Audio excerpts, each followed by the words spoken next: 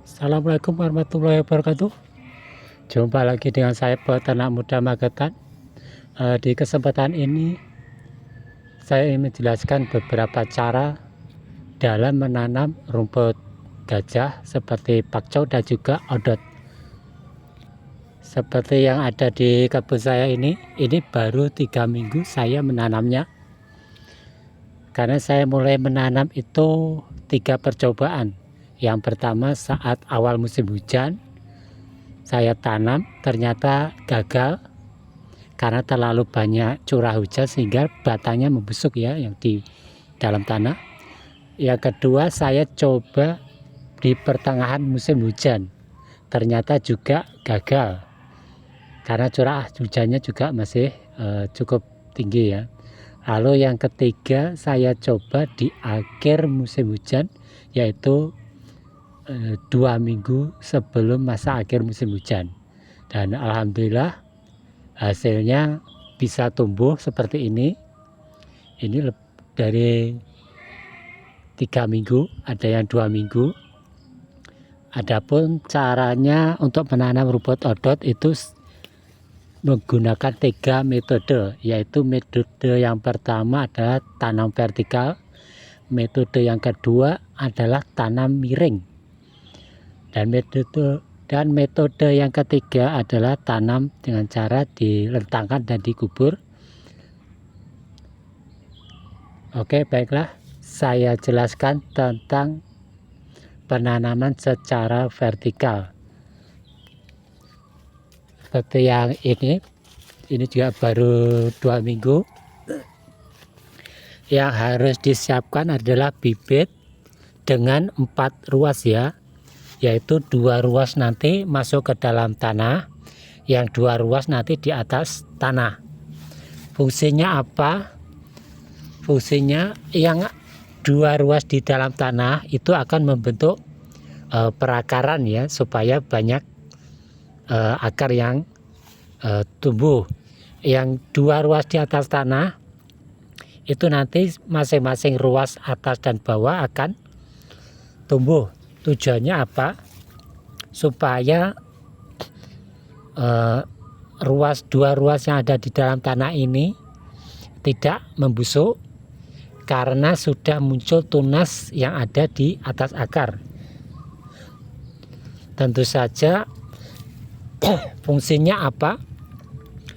Fungsinya supaya tunas yang ada di dalam tanah itu lebih cepat tumbuhnya dan supaya cepat besar seperti ini ya.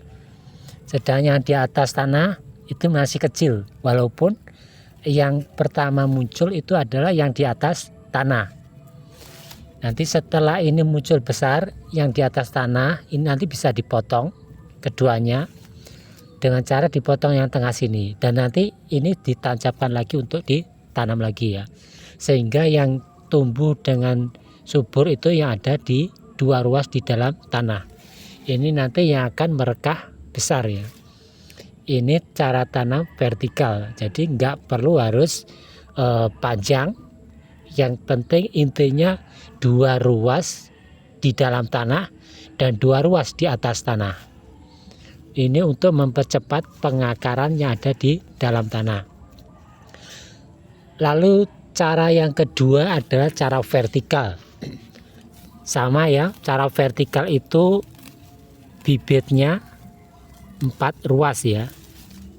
Tentu saja 2 ruas tetap di dalam tanah, tetapi batangnya itu dimiringkan agak mepet ke tanah ya. Tujuannya apa? Supaya tunas yang ada di atas tanah di ruas tadi bisa tumbuh semuanya ya, tidak bersebelahan seperti ini.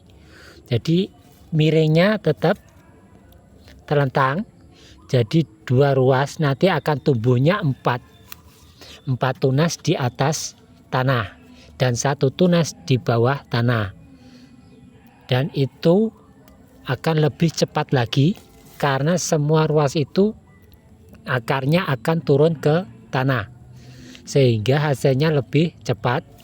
dan tidak perlu ada pruning atau pemotongan. Dan cara yang ketiga adalah dengan mengubur 4 ruas atau lebih dengan kedalaman 3 cm ya. Jangan lebih dari 3 cm. Karena kalau berada di dalam tanah itu saya mencoba ternyata tidak jadi karena busuk. Yang kedua, kalaupun itu jadi, yang tumbuh itu hanya di ujungnya saja. Sedangkan di ruas-ruas bawahnya itu tidak bisa tumbuh. Oke sahabatku, tentu saja bahan pakan yang harus kita siapkan tidak hanya rumput edot ya. Lalu untuk pemupukan di sini saya menggunakan 3 cara. Yang paling sederhana itu adalah garam. Dan cara yang kedua adalah pupuk kimia seperti NPK dan juga urea. Dan yang ketiga tentu saja pupuk kandang hasil dari ternak kambing kita.